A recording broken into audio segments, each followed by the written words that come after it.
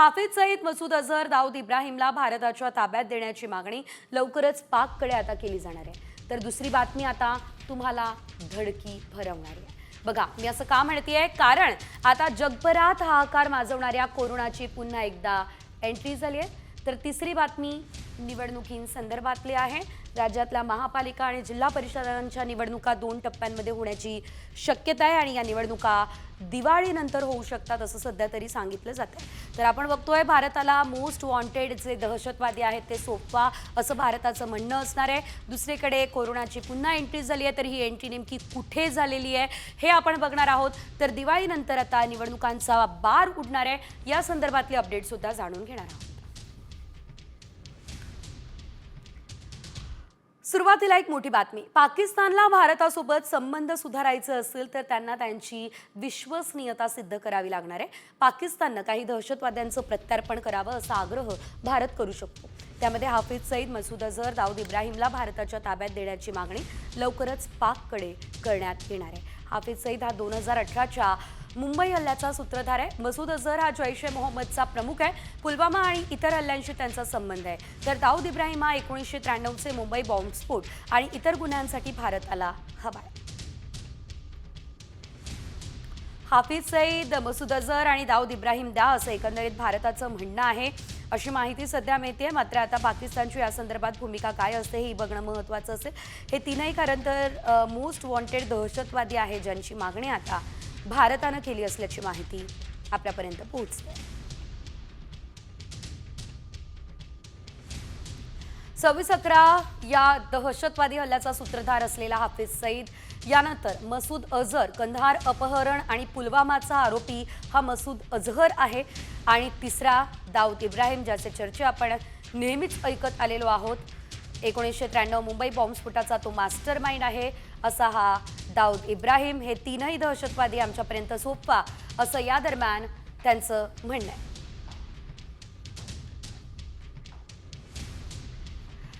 तर ऑपरेशन सिंदूरच्या यशाचे अनेक पुरावे भारतीय लष्करानं दिले, मात्र पाकिस्तानचा खोटारडेपणा अद्यापही सुरू आहे। युद्धविरामासाठी भारतानं स्वतः फोन केला असा खोटा दावा पाकिस्तानचे पंतप्रधान शहबाज शरीफ यांनी केला। लक वुड हैव इट, वो घंटी बजी तो जनरल आसिम मुनीर लाइन पर थे, वज़ीर आज़म, हमने बड़ा भरपूर उनको जवाब दिया है और अब हमें सीज फायर करने की दरख्वास्त आ रही है, तो आपका क्या ख्याल है? मैंने कहा, सिपा सलार, इससे बड़ी और इज्जत की क्या बात हो सकती है? भरपूर थप्पड़ मारा है, उसका सर चकरा गया, अब वो सीज फायर पर मजबूर है। तो मैं समझता हूं कि आप बिस्मिल्लाह करें और इस सीज फायर की ऑफर को कबूल करें। भारताच्या ऑपरेशन सिंदूर आणि ब्रह्मोस मिसाईल हल्ल्यानंतर पाकिस्तान चांगलाच घाबरलाय। पाकिस्तानच्या रावलपिंडी शहरामध्ये असलेल्या पाकिस्तान सैन्याचं मुख्यालय आता इस्लामाबादमध्ये हलवण्याचा निर्णय थेट घेण्यात आलेला आहे, आणि या निर्णयामुळे पाकिस्तानला तब्बल अरबो रुपये खर्च करावे लागण्याची शक्यता आहे। मात्र आधीच कंगाल असलेला पाकिस्तान हेडक्वार्टरसाठी एवढे पैसे खर्च करू शकेल का, हा देखील सवालच आहे। पाकिस्तानचं मुख्यालय रावळपिंडीमधून इस्लामाबादकडे हलवण्याचा निर्णय जो आहे तो आता घेण्यात आलेला आहे। 78 वर्षांपासून रावळपिंडीमध्ये असलेलं मुख्यालय बदललं जाणार का, हा देखील सवाल आहे। मुख्यालयापासून जवळच असलेल्या नूरखान एअरबेसवरील हल्ल्यानंतर हा निर्णय घेण्यात आला अशी माहिती सध्या तरी मिळते। न्यूक्लिअर कमांड सेंटरवरही हल्ला झालेला आहे, त्यामुळे नूरखान एअरबेस पासून ते जवळ असल्यानं हा निर्णय घेतला जाऊ शकतो। पाकिस्तान अरबो रुपये खर्च करून नवीन हेडक्वार्टर उभं करू शकणार का, हा प्रश्न आहे। तर ब्रह्मोसमुळे आता पाकिस्तान हादरलेला आहे। मुनीर हेडक्वार्टर आता बदललं जाणार का, हे बघणं अतिशय महत्त्वाचं आहे। आणखी एक मोठी बातमी आहे, भारताच्या लष्करानं पाकिस्तानचे मोठे नुकसान केले आणि त्यानंतर भारत सरकार डिप्लोमॅटिक पद्धतीने पाकिस्तानवर जागतिक पातळीवरती दबाव वाढवण्याच्या तयारीत आहे। पाकिस्तान कसा दहशतवादाचा पोशिंदा आहे हे ठसवण्यासाठी आणि ऑपरेशन सिंदूरची माहिती देण्यासाठी खासदारांची निवड करण्यात आली आहे। जगातील प्रमुख 7 ते 8 देशांमध्ये खासदारांची शिष्टमंडळं पाठवली जाणार आहे, आणि यामध्ये 20 खासदारांची निवड झाल्याची देखील माहिती मिळते।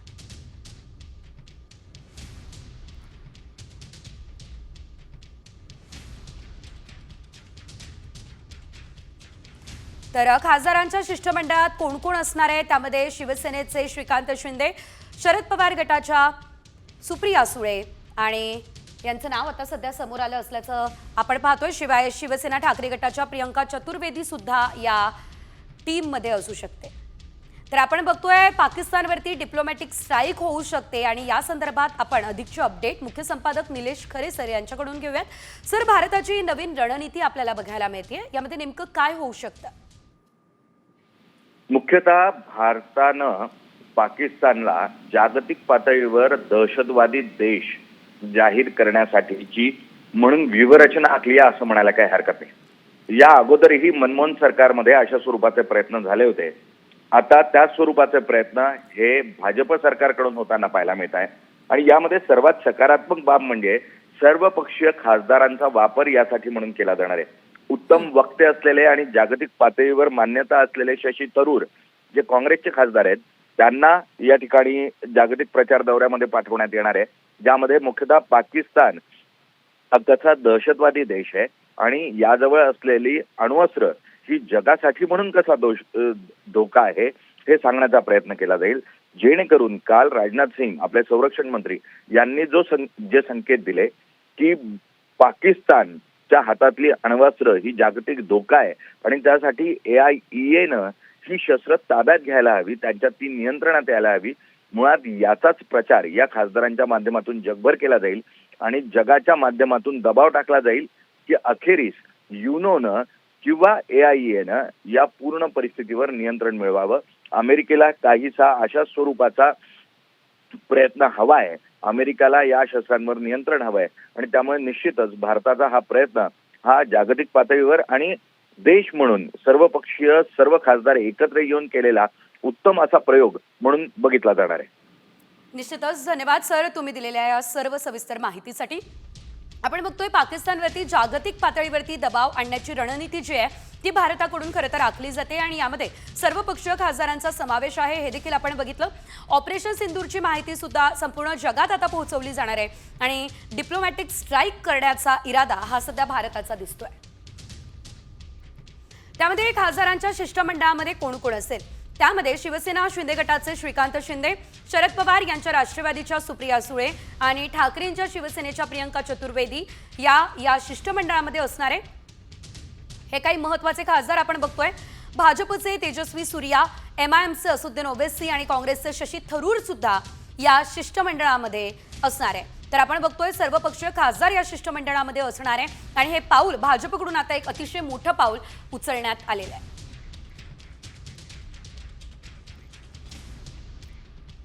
भारत POK जिंकणारच हा विश्वास असल्यानं पाकिस्तान आता बिथरलाय. भारतानं POK जिंकू नये म्हणून पाकिस्तानी लष्कर प्रमुखानं नवीन डावही आखलाय. तर या वादात चीनला ओढलंय. POKच्या मुद्द्यावरती चीनने नेमकी का उडी घेतली पाहुयात या रिपोर्टमध्ये. POKच्या वादात चीनची उडी.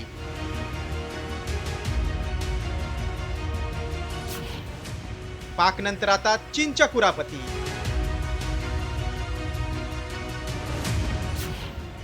चीनच्या कुरापतींचे पुरावे उघड. अगर पाकिस्तान से बात होगी तो टेररिज्म पर ही होगी. अगर पाकिस्तान से बात होगी तो पाक ऑक्युपाइड कश्मीर POK उस पर ही होगी. पंतप्रधान नरेंद्र मोदींच्या इशाऱ्यानंतर आता पाकला धडकी भरली. POK हातून जाऊ नये यासाठी पाक लष्कर प्रमुख मुनीर यांनी आता नवा डाव आखलाय. पाकिस्ताननं POKच्या वादात चीनला ओढलंय. And at the same time, Kashmir is an external problem. It's a problem that involves three countries, Pakistan, India and China also. पाकव्याप्त काश्मीरच्या वादात चीन एक पक्षकार आहे असं विधान पाककडून केलं जाते. POKच्या वादात चीनचं नाव का घेतलं जातंय त्याची कारणं पाहूया. भारतावर दबावासाठी पाकनं घेतली चीनची मदत. चीन पाकिस्तानचा सर्वात जवळचा मित्र आहे. 1963 मध्ये POKचा भाग पाककडून चीनला गिफ्ट देण्यात आला. चीनचा महत्वाकांक्षी CPEC प्रकल्प POKतून जातो. चीनकडून POKत $25 बिलियन गुंतवणूक आहे. भारतानं POKत कारवाई केली तर चीनचं नुकसान होणार आहे. भारत चीन संघर्ष निर्माण होण्याची शक्यता आहे. POKच्या वादात चीनचा प्रवेश झाला तर पाकिस्तानच नाही तर चीन देखील उघडपणे भारताविरुद्ध मैदानात उतरेल. त्यामुळे भारताविरोधी कारवायात पाकिस्तानला चीनची मदत मिळेल. मात्र चीन आधीपासूनच पाकिस्तानला भारत विरोधात मदत करतोय, त्याचे काही पुरावे समोर आले. विंग लुंग ड्रोन, HQ-16 क्षेपणास्त्र प्रणाली आणि बॅलिस्टिक क्षेपणास्त्र या चीनी तंत्रज्ञानाचा भारत विरोधात वापर होतोय. CPC प्रकल्पाच्या नावाखाली POK मध्ये PLA युनिट्स आणि सुरक्षा कंपन्या तैनात आहेत. पाक पुरस्कृत दहशतवाद्यांना संयुक्त राष्ट्रांमध्ये जागतिक दहशतवादी घोषित करण्यापासून चीननं रोखलं. कलम 370 हटवण्याच्या निर्णयाला विरोध करत संयुक्त राष्ट्रामध्ये पाकिस्तानला पाठिंबा दिला. पाकिस्तानसोबत तणाव निर्माण होताच जाणून बुजून अरुणाचल प्रदेशचा मुद्दा उकरून काढला. POK चीनचा वाढता हस्तक्षेप आता भारतासाठी आव्हान ठरणार आहे. त्यामुळे पाकनं जरी चीनला POKच्या वादात ओढलं असलं तरी भारताची POK ताब्यात घेण्याची भूमिका बदलणार नाही. अशा वेळी पाकसोबत चीनचाही बंदोबस्त भारताला करावा लागणार हे निश्चित. ब्युरो रिपोर्ट, साम TV न्यूज. तर भारताविरोधातल्या कारवायांमध्ये चीन कशा प्रकारे पाकिस्तानला मदत करत आलेला आहे आणि आत्ताही करतोय हे आपण या रिपोर्टच्या माध्यमातून बघितलं. मात्र सध्या युद्धासंदर्भातली काय परिस्थिती आहे या संदर्भातल्या सर्व महत्त्वाच्या अपडेट्स वेगवान स्वरूपात. ऑपरेशन सिंदूर अजूनही संपलेलं नाहीये. हा फक्त ट्रेलर आहे. जेव्हा योग्य वेळ येईल तेव्हा भारत जगाला पिक्चर दाखवणार, ही ठाम भूमिका संरक्षण मंत्री राजनाथ सिंह यांनी घेतली आहे.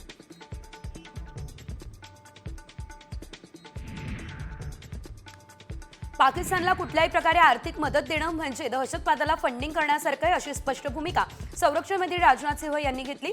IMFने आता पाकिस्तानला आर्थिक मदत देऊ नये ही मागणी देखील राजनाथ सिंह यांनी केली आहे.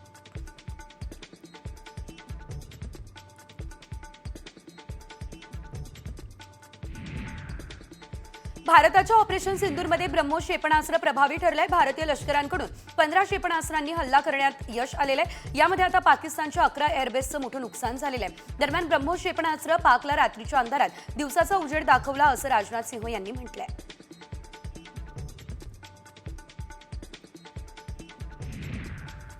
भारत हा 6 प्रगत पाणबुड्या बांधणार आहे आणि त्यासाठी एअर इंडिपेंडेंट प्रॉपल्सन प्रणाली सज्ज झालेली आहे. प्रोजेक्ट 75I अंतर्गत नौदलाला आता नव्या पाणबुड्या असणार आहेत. या नव्या पाणबुड्या अधिक वेळ पाण्याखाली राहण्याची क्षमता आहे.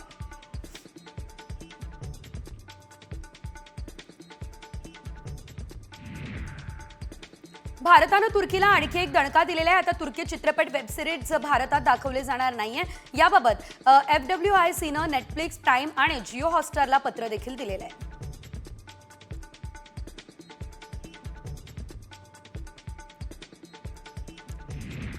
पुण्यातील बहुचर्चित भूमिगत मेट्रोचं काम टर्किश कंपनी गुलेनबॅक यांच्याकडे आहे. तर गुलेनबॅक ही तुर्कीमधील आघाडीच्या इंजिनिअरिंग बांधकाम कंपन्यांपैकी एक आहे. त्यामुळे आता एका बाजूला तुर्कीच्या साहित्यांवरती, वस्तूंवरती बहिष्कार टाकला जातोय, दुसऱ्या बाजूला आजही भारतात अनेक प्रकल्प असे आहेत जे टर्किश कंपन्यांना दिले गेले आहेत. डोनाल्ड ट्रम्प भारतासोबत डबल गेम खेळत आहेत. तर अमेरिकाने एकीकडे आता भारताला पाठिंबा दिलाय, तर दुसरीकडे भारताविरुद्ध उभ्या राहणाऱ्या देशांना धोकादायक मिसाईल देत आहे. डोनाल्ड ट्रम्प यांनी तुर्कीला $304 दशलक्ष किमतीची क्षेपणास्त्र विकण्याच्या प्रस्तावाला मान्यता दिलेली आहे.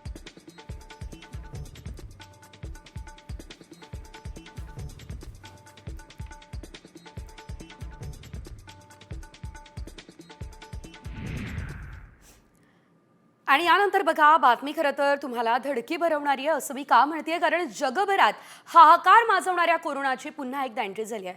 होय, आशियामधील हाँगकाँग आणि सिंगापूर या देशात कोरोनाचे नवीन काही रुग्ण आढळलेले आहेत.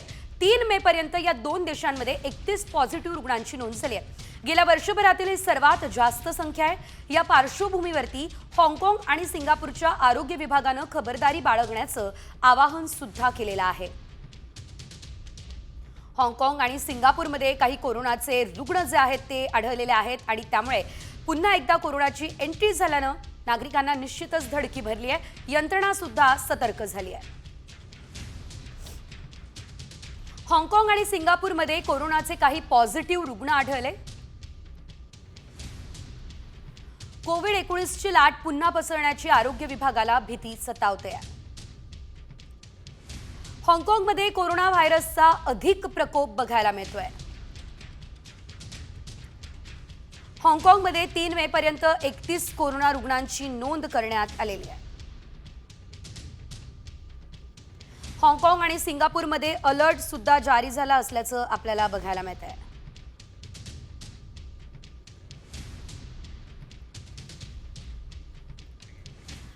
स्थानिक स्वराज्य संस्था निवडणूक 2 टप्प्यांमध्ये होण्याची शक्यता आहे. पहिल्या टप्प्यामध्ये जिल्हा परिषद आणि पंचायत समिती निवडणूक होण्याची शक्यता आहे, तर दुसऱ्या टप्प्यामध्ये महापालिका निवडणूक होणार अशी देखील माहिती आपल्यापर्यंत पोहोचते आहे. ही माहिती सूत्रांनी दिली असून निवडणुका दिवाळीनंतरच होणार आहे असं देखील कळत आहे.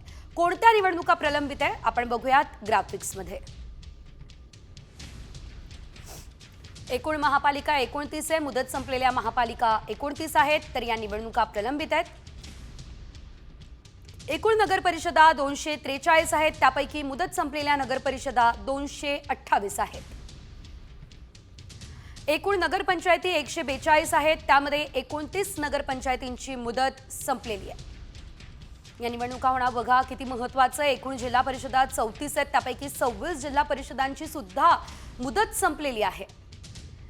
351 पंचायत समित्या असून 289 पंचायत समित्यांच्या मुदती संपलेल्या आहेत.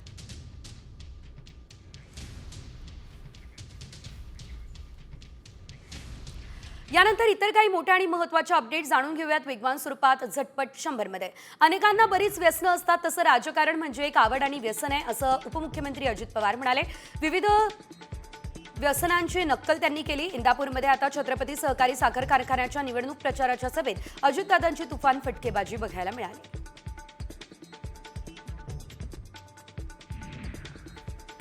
संजय राऊत यांच्या नरकातील स्वर्ग या पुस्तकावरून आता मंत्री नितेश राणे यांनी जोरदार टीका केलेली आहे. संजय राऊत जेलमध्ये असताना त्यांनी उद्धव ठाकरे यांना अनेक शिव्या घातल्या, त्याचा उल्लेख या पुस्तकामध्ये करायचा ते विसरले असा टोला नितेश राणे यांनी लगावला.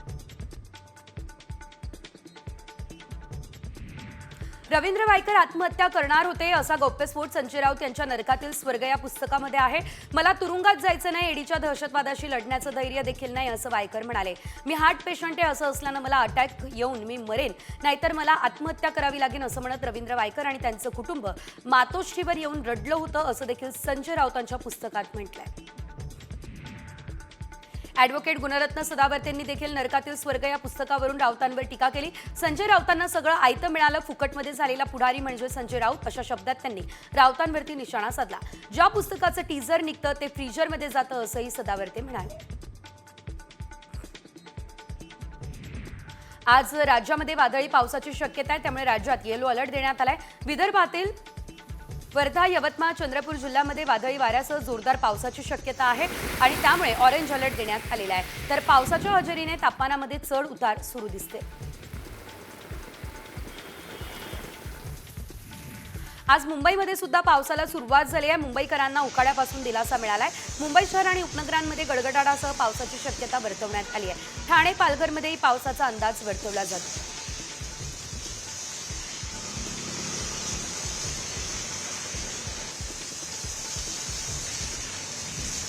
तिकडे अकोल्यामध्ये 19 मे पर्यंत पावसाची शक्यता आहे. नागपूरच्या प्रादेशिक हवामान विभागानं पुढील 2 ते 3 दिवस जिल्ह्यामध्ये विजांच्या कडकडाटासह पावसाची शक्यता वर्तवली. सदर स्थितीच्या अनुषंगाने सर्व यंत्रणांनी योग्य ती दक्षता घ्यावी हे आवाहन अकोला जिल्हा प्रशासनानं केलं. जुन्नर तालुक्यातील उमरज, काळवाडी, शिवे या परिसरामध्ये मुसळधार पाऊस झाला. रस्ते, पूल पाण्याखाली गेले. नागरिकांचा पाण्यातून धोकादायक प्रवास सुरू आहे. तर दुसरीकडे शेती पाण्याखाली गेली आहे. उन्हाळी पिकांचं नुकसान झालंय.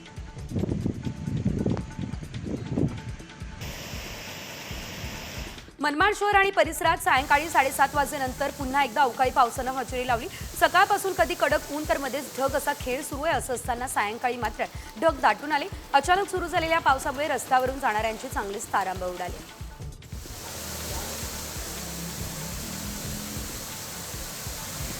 हवामानाच्या अंदाजानुसार काल सकाळपासून बुलढाणा जिल्ह्यामध्ये ढगाळ वातावरण दिसलं. सायंकाळच्या सुमारास धाड परिसरामध्ये मुसळधार पाऊस पडला. या पावसानं धाड गावाजवळून वाहणाऱ्या बाणगंगा नदीला पूर आला. या पुरामुळे धामणगाव, शिधाड गावाचा संपर्कही तुटला. तर विजेच्या कडकडाटासह आलेल्या या अवकाळी पावसानं नागरिक मात्र हैराण झाले.